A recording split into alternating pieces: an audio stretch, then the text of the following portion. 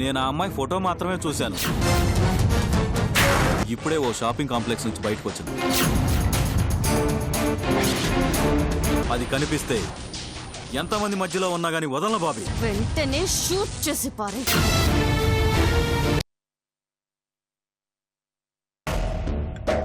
మీ మాటలు, మీ ఆవేదన అబద్ధం కాదని నేను నమ్ముతున్నాను. కానీ ఈయనే శంకర్ సూర్య గారని చెప్పడానికి ఈ ఫోటోలు ఎలా సరిపోతాయి?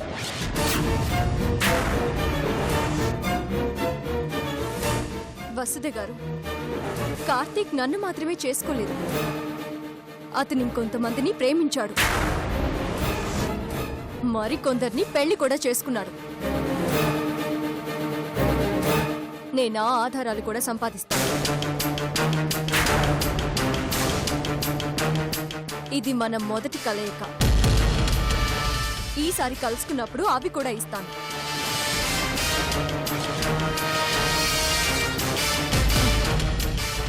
నేను మీకు చెప్పేది అర్థం కావడం లేదు జల్జ గారు. అవన్నీ కార్తీక్ అనే మోసగాడు చేస్తున్న పనులు. మీరు పోలీసులకి రిపోర్ట్ చేస్తే మంచిది. అతను ఎక్కడున్నా సరే పట్టుకుంటారు. మీ గురించి నేను తెలుసుకున్నాను వసుధ గారు. మీది రుద్రవరం, మీది ఉన్నతమైన కుటుంబం. పోలీస్ రిపోర్ట్ అన్నది నా చివరి అస్త్రం. ఇందులో మీరు ఉన్నారు. ఇది పబ్లిక్ చేయడం వల్ల మీ ఇంటి పరువు వీధిన పడుతుంది. అలా ఎందుకు అనుకుంటున్నారు? నిజం తెలిసిపోతుంది. అది మనందరికి మంచిదే కదా. చూస్తుంటే కార్తీక్ మీద మీకు ఇంకా ప్రేమ చావలేదనిపిస్తుంది. పెళ్ళనేది 100 ఏళ్ల పంట. దాన్ని 100 ఏళ్ల నరకం చేశాడు. ఇక అతనితో నేను కలిసి బతకడం అనేది జరగదు. నాలా ఇంకే ఆడపిల్లకి అన్యాయం జరగకూడదు. ఇలాంటి మనుషుల గురించి న్యూస్ పేపర్స్ లో ఎన్ని వార్తలు రావడం లేదు?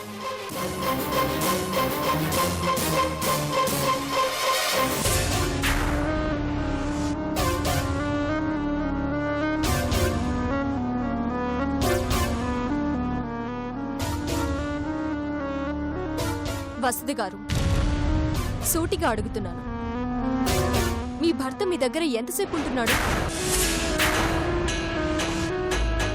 ఉదయం మీ దగ్గర నుంచి వెళ్ళిపోతాడు. ఏ రాత్రికో మీ దగ్గరకు వస్తాడు. ఈలోగా అతను చేసే ఘనకార్యాలేంటో మీరు చెప్పగలరా?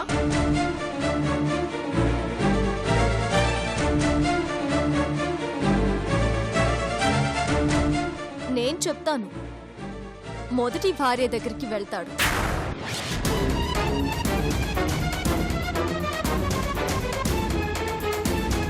పాపం, ఆవిడికి కొన్ని గంటలే కేటాయిస్తాడు. ఇప్పుడు నాకు నిజం తెలిసింది కాబట్టి నా దగ్గరికి రావడం లేదు. ఇంకొకరి వేటలో ఉన్నాడు.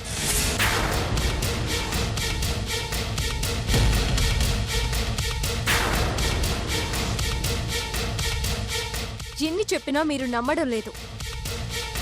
మీ ఇష్టం వసుధ గారు. నిజం తెలిసిన రోజున మీరే కుళ్ళి కుళ్ళి ఏడుస్తారు.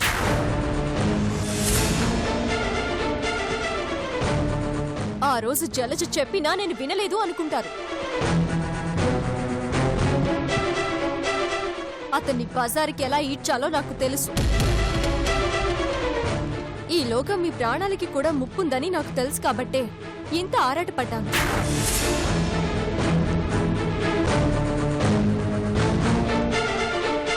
నేను నా టైంతో పాటు మీ టైం కూడా వేస్ట్ చేసినట్టున్నాను. I'm sorry. Good by.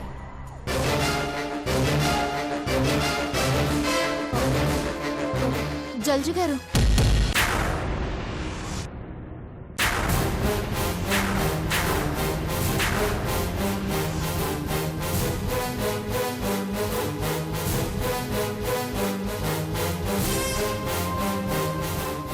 ఆ ఫోటోలు నాకు ఇవ్వండి.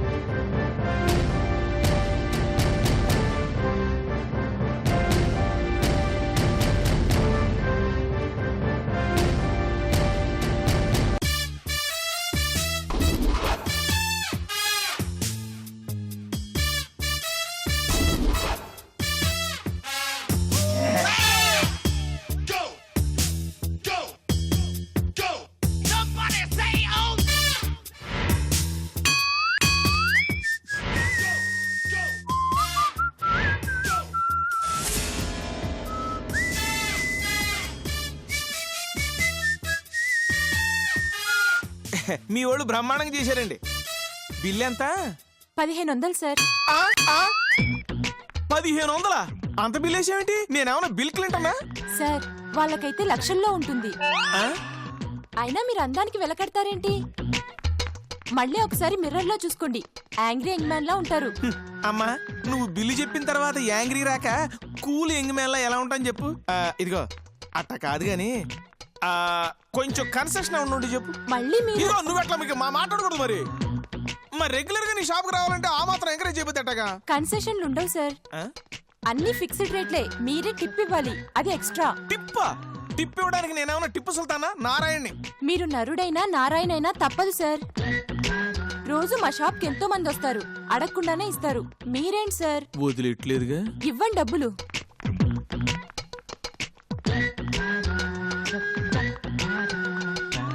ఎంత అన్నారు? 1500.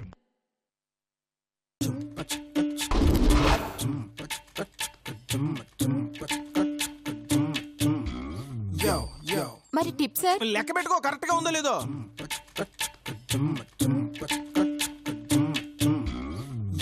ఓకే, ఓకేనా? టిప్ ఇవ్వండి. మర్చిపోలేదా? మర్చిపోలేదు. ఎలా మర్చిపోతాం సార్? తొందరగా ఇవ్వండి సార్. ఏంటి సార్ మరి 100ఏనా? మీ వాళ్ళు బాగా చేశారంటూ నాది పొరపాటు.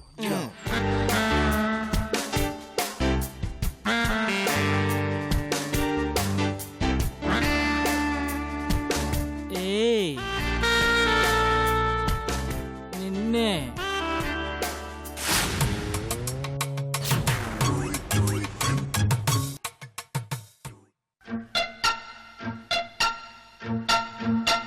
నిన్నే డియర్. నన్ను? నువ్వెవరో నాకు తెలియదు, నన్ను పిలుస్తావేంటే? ఇప్పుడు తెలుసుకో ఎంగి. ఎంగినా బొంగినా? Hello, I'm 40+.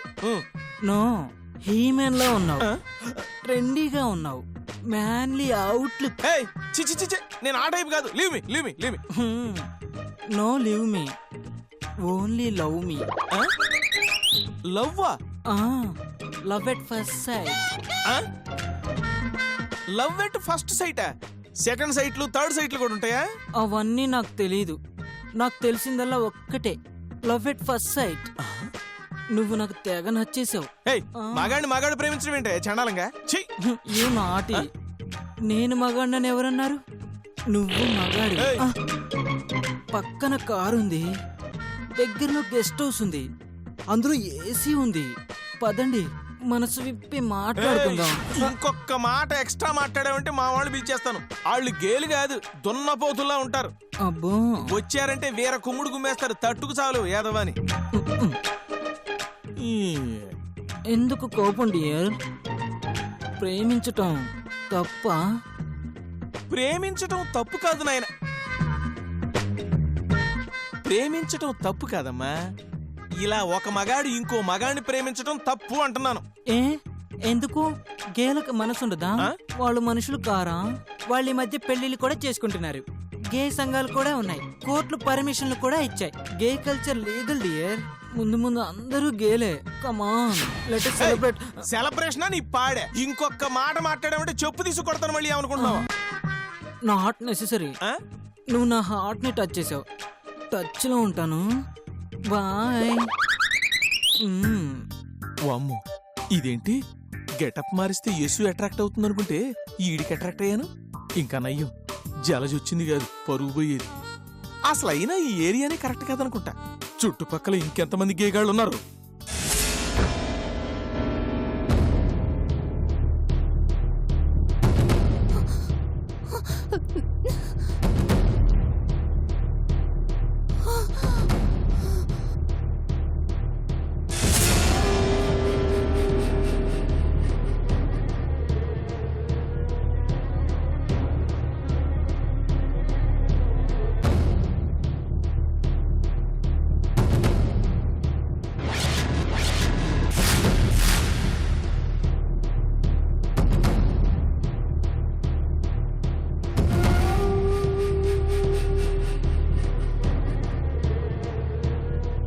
దీక్ష, వాటర్ తీసుకో.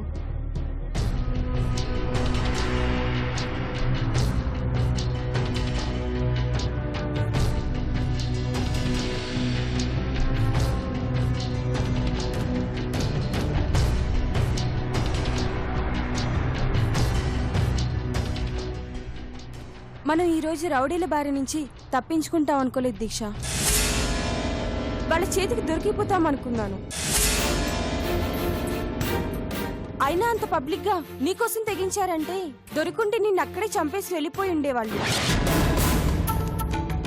నీకు ప్రమాదం ఉంది అని తెలుసు. ఇంత పెద్ద ప్రమాదంలో ఉన్నావని ఈ రోజే తెలిసింది. ఇద్దరం ఆడవాళ్ళం, అందులోనూ నువ్వు ప్రెగ్నెన్సీతో ఉన్నావు. ఇప్పటికీ నా గుండె దడ తగ్గలేదు. నీకెలా ఉందో తెలియదు. మనం వెంటనే హాస్పిటల్కి వెళ్దాం దీక్ష. నాకు కొంచెం ఆయాసంగా ఉంది. రెస్ట్ తీసుకుంటే అదే తగ్గిపోతుంది. హాస్పిటల్ కొద్ది శ్రద్ధ. బయటికి వెళితే మళ్ళీ వాళ్ళు దాడి చేస్తారని భయమా? ఇప్పటికైనా నువ్వు ఒక నిర్ణయం తీసుకున్నావా? నీ అంతటి నువ్వు మా అన్నయ్య దగ్గరికి వెళ్ళిపోతానని శ్రద్ధ అంటావనుకున్నాను. నిర్ణయం తీసుకున్నాను శ్రద్ధ. మీ అన్నయ్యకి ఫోన్ చేసావా? తను వస్తున్నాడా? నువ్వు నాకు హెల్ప్ చేయాలి. నాకు వర్కింగ్ ఉమెన్స్ హాస్టల్ చూసి పెట్టు. నేను అందులో ఉంటాను. అది కూడా వీలైనంత త్వరగా. ఎలాగో ఇక్కడికి మీ మమ్మీ డాడీ వస్తున్నారు కదా, ఇబ్బంది అవుతుంది. వర్కింగ్ ఉమెన్స్ హాస్టల్ విషయం అలా ఉంచు. ఇంతకు ముందు మీ అన్నయ్య కాల్ చేశాను అన్నావు. అతను మీ అన్నయ్యేనా? శ్రద్ధ, నీ సొంత అన్నయ్య ఉన్నాడా? ఉంటే తనకు నీకు మధ్య డిఫరెన్సెస్ ఉన్నాయా? మీ వదినకు నీకు మధ్య ఉన్నాయా? మా మధ్య ఎలాంటివేమీ లేవు శ్రద్ధ. మరెందుకు హాస్టల్కి వెళ్తానంటున్నావు? ఇంటి నుంచి చెప్పకుండా బయటకు వచ్చావు. ఆ గిల్టీ ఫీలింగ్ నేను వదలడం లేదు. ఇంటికి వెళ్ళాక నలుగురు నాలుగు మాటలు అంటారు. నువ్వు రిస్క్ అయినా భరిస్తావు, కానీ అయిన వాళ్ళు నాలుగు తిడితే భరించలేవు. అవునా? లేదు లేదు శ్రద్ధ. చిన్నపిల్లలు ఇలానే మారం చేస్తారు, మొండికేస్తారు. ఇంకో రకంగా చెప్పాలంటే నీలో ఈగో ఉంది. దాని నుంచి బయటపడలేకపోతున్నావు. ముందు గిల్టీ అన్నావు, ఇప్పుడు ఈగో అంటున్నావు. అవి రెండు కవల పిల్లల దీక్ష. నువ్వు 1కి 2 సార్లు చావుని దగ్గరగా చూసినా అబద్ధాలు చెప్తున్నావు. నేను అబద్ధం చెప్పడం లేదు శ్రద్ధ. నన్ను అర్థం చేసుకో. నేను ఇప్పటిదాకా నిన్ను అర్థం చేసుకోవడానికే ప్రయత్నం చేశాను. నువ్వు అన్మ్యారీడ్వా? జాబ్ చేస్తున్నావా? నీ సొంత మనుషులున్నది సిటీలోనే కదా, ఎందుకు హాస్టల్లో ఉండాలి? అయినా నువ్వు ఒట్టి మనిషివి కూడా కాదు. నిన్ను హాస్టల్లో చేర్చుకోవడానికి అంత తేలిగ్గా ఎవరైనా ఒప్పుకుంటారా? పోనీ డబ్బులకి ఎవరో ఒకరు కక్కుర్తి పడతారు అనుకుందాం. అక్కడ సేఫా? మీ అన్నయ్య వాళ్ళ దగ్గర సేఫా? ఎక్కడ ఉన్నా ప్రమాదమే. అలాంటప్పుడు ఆయన వాళ్ళ దగ్గర ఉండడమే బెస్ట్ కదా. ఓకే, ఇప్పటిదాకా నీ ఇష్ట ప్రకారం చేశాను. చివర్లో నీ మాట కాదండం దేనికి? నువ్వు చెప్పినట్లే వర్కింగ్ ఉమెన్స్ హాస్టల్ చూస్తాను. అయితే ఓ మాట, అదే మన చివరి కలయిక. నన్ను చూడ్డానికి నువ్వు ఇక్కడికి రావద్దు. నీతో పాటు ఇప్పటికే నన్ను చూశారు. ఈ రోజు నా ప్రాణాలు పోతాయనుకున్నాను. జరిగిన దానికి నేను ఇప్పుడు బాధపడట్లేదు. కాకపోతే మొదటి రోజే సారీ, ఇంకెక్కడికైనా వెళ్ళు అనాల్సింది. అది నా తప్పే. కనీసం నా దగ్గరుండగా నీకేదైనా జరిగితే బ్రతుకంతా కుమిలిపోవాలి. నిన్ను ఇంటి నుంచి క్షేమంగా బయటికి పంపిస్తే నా బాధ్యత పూర్తవుతుంది. శ్రద్ధ,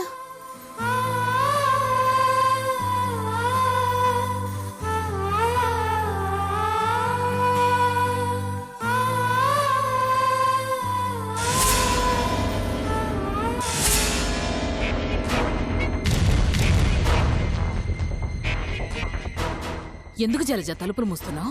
ఇంట్లో ఉన్నాడుగా నారాయణ, వాడి చెవులు ఎప్పుడు గోడలుకుంటాయని నువ్వే చెప్పావు కదా. ఇప్పుడు వాడు బయటికెళ్ళాడు. వాడు వెళ్ళడం కాదు, నాతో పాటు బయటికొచ్చాడు. ఈరోజు నేను వసతిని కలుస్తానని అనుకోలేదు. అంత టెన్షన్ పెట్టాడు. ఇంతకీ నువ్వు వసుదని కలిసావా? కలిసాను మమ్మీ. ఏముంది జలజ? నా పెళ్లి ఫొటోస్ చూపించాను. ఆ, అయినా తను నమ్మలేదు. మిమ్మల్ని కార్తీక్ మోసం చేసుండొచ్చు, నా పక్కనున్నది శంకర సూర్యనే అంటుంది. అంతగా అయితే మీరు పోలీసులకి రిపోర్ట్ ఇవ్వండి అంటుంది. అదో మూర్ఖురాల్లాగా ఉంది. తన పక్కనున్నది తన మొగుడో ఇంకొకరో తెలుసుకోలేదా? అంతగా కళ్ళు మెదడు పంచాడలేదా దానికి?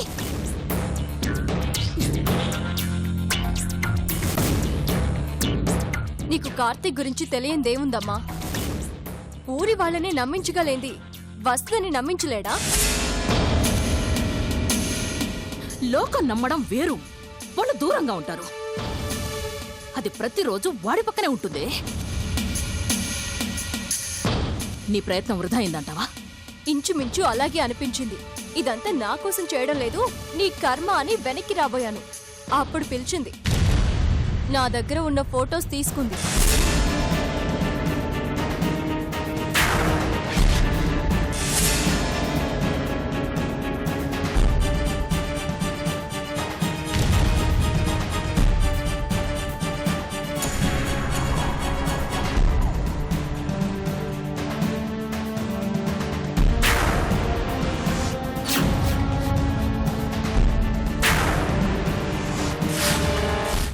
మొత్తం మీద జాగ్రత్తగానే డీల్ చేసావు.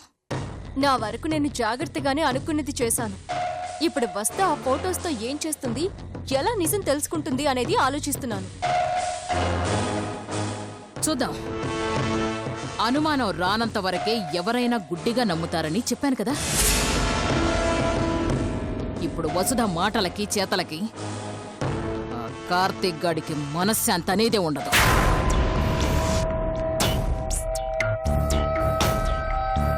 నాకొక్కటే బాధగా ఉంది మమ్మీ. నేను బయటికి ఎక్కడికి వెళ్ళడానికి లేదు. ప్రతిదానికి ఆ నారాయణ అడ్డుగా ఉన్నాడు. ఈరోజు ఎలాగో వాడే మధ్యలో ఆగిపోయాడు. రేపటి నుంచి వాడు వాడి మనుషులు నాతో వస్తారు.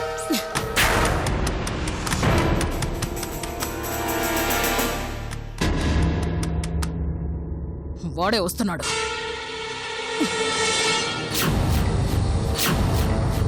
చెత్తగా.